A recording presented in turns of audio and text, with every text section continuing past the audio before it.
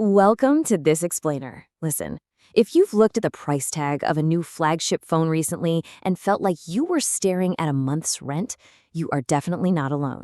I mean, I completely validate that feeling of sticker shock. Today, our mission is to investigate the true cost of smartphones in 2026. We're going to look past all the shiny marketing and break down exactly why these devices have become so incredibly expensive, and more importantly, how you can navigate this market without totally breaking the bank. Okay, let's dive into this. Here is our roadmap for today. Record highs, inside the device, psychology and taxes, premium versus mid-range realities, calculating total cost of ownership, and finally, some smart buying strategies. So, starting us off with Section 1. Record highs, sticker shock. The reality of modern smartphone pricing. Basically, the global market has seen this massive shift toward premium devices, and we are now living in an era where top-tier models from major brands routinely launch at, or honestly well above, the $1,200 mark. And that brings us to a really fascinating number, 36 to 42 months. This is a direct consequence of those sky-high prices. Back in the mid-2010s, the average smartphone replacement cycle was roughly 24 months. By 2025, that jumped up to 42 months. Why? Well, because consumers are actively feeling the financial pinch. People are holding on to their devices significantly longer just because upgrading has become such a massive financial commitment. Now, this next bit I found genuinely surprising. There's a huge difference between nominal and real prices. Yes, launch prices have climbed for sure. An iPhone X was $999 back in 2017, and today flagships are hitting $1,200 or more. But when we actually adjust for inflation data, that 2017 phone would need to cost about $1,300 today to have the exact same purchasing power. So technically, in real terms, today's flagships are slightly cheaper. Crazy, right? The real issue driving up the average transaction price isn't just inflation. It's that consumers are shifting almost entirely toward buying these higher-end, premium models instead of the budget options. Let's transition over to Section 2, inside the device, cost drivers. We're breaking down the physical bill of materials to see what you are actually paying for, because today's smartphones are essentially high-powered, portable computers. Just think about all these advanced components. We aren't just talking about a simple screen and a basic battery anymore. To run on-device generative AI, phones now need dedicated neural processing units. And get this, up to 16 gigabytes of ultra-fast RAM. I mean, that's literally more memory than most standard laptops. Add in LTPO AMOLED displays that dynamically shift refresh rates to save your battery, complex periscope lenses for those crazy zoom capabilities, satellite connectivity, and in some cases, flexible, foldable displays with these incredibly precise hinges. Every single one of these cutting-edge components significantly inflates the base manufacturing costs before the phone even leaves the factory floor. And here is a staggering reality of modern tech manufacturing. A single leading-edge semiconductor wafer can cost between $15,000 and $20,000. No joke.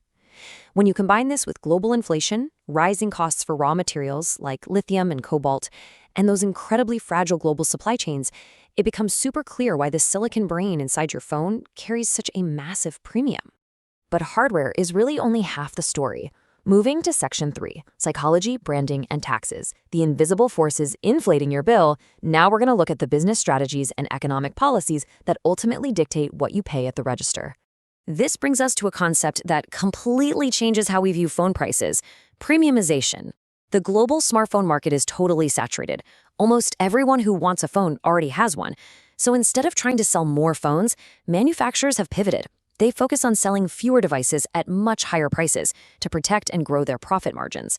They're deliberately steering the entire market towards these high-status, ultra-premium models. And this brilliantly illustrates how geography and government policy change everything. A $1,000 flagship in the US doesn't cost $1,000 everywhere. In the UAE, a 5% VAT bumps it up a bit. In Saudi Arabia, a 15% VAT pushes it higher. And in markets like Egypt, well, when you factor in VAT, customs, and currency depreciation, that exact same phone can cost up to $1,700 or even more. You aren't just paying for the brand, you are literally paying for local economic conditions. Which brings us to a very direct question for you to consider. Are expensive smartphones actually better? I think it's time for a practical comparison. This comparison really grounds us in reality. Yes, a $1,200 flagship definitely gives you superior low-light camera performance and faster peak speeds for gaming or AI. But consider the mid-range reality. For a price between $350 and $600, you get excellent daylight photos, incredibly smooth everyday performance, and honestly, often superior battery life due to those more efficient chips. For the ordinary user, a strong mid-range phone delivers about 85% of the real-world experience of a flagship for less than half the price. Section 4. Total cost of ownership. Calculating the true cost of your device. Because if we actually want to outsmart these record high prices, we have to stop looking merely at the launch price and start calculating the true long-term cost of the device. All right, so this right here is the aha moment of our explainer. Look at the math for a very cheap phone. $180 up front, but it only lasts 2 years, meaning it costs you $90 a year. Now look at the strong mid-range phone. It costs $450 up front, but it easily lasts 5 years. The annual cost is exactly the same, $90 a year. But with the mid-range, you get a much better experience for those 5 years. Meanwhile, a brand new flagship will run you a staggering $200 a year over 6 years. And by the way, keeping your device longer isn't just a win for your wallet. According to a UN report, the world generated over 60 million tons of e-waste in 2024. 60 million! The mining, manufacturing, and carbon footprint of constantly churning through phones is just massive. Keeping a smartphone for just 1 or 2 additional years is absolutely one of the most practical and effective ways to reduce your environmental impact while simultaneously saving yourself some money. Section 5. Smart Buying Strategies. Your practical action plan for 2026. Let's translate all of this data into a solid strategy so you can navigate the smartphone market on your own terms. To build your defense against all the market hype, just follow these 3 highly practical steps. First, if your phone works perfectly fine but the battery dies quickly, seriously, just pay to replace the battery. It breathes total new life into the device. Second, don't buy blindly based on brand loyalty. Buy based on software commitments. Look for phones that promise 4 to 7 years of security updates. And third, always calculate that annual cost we just talked about.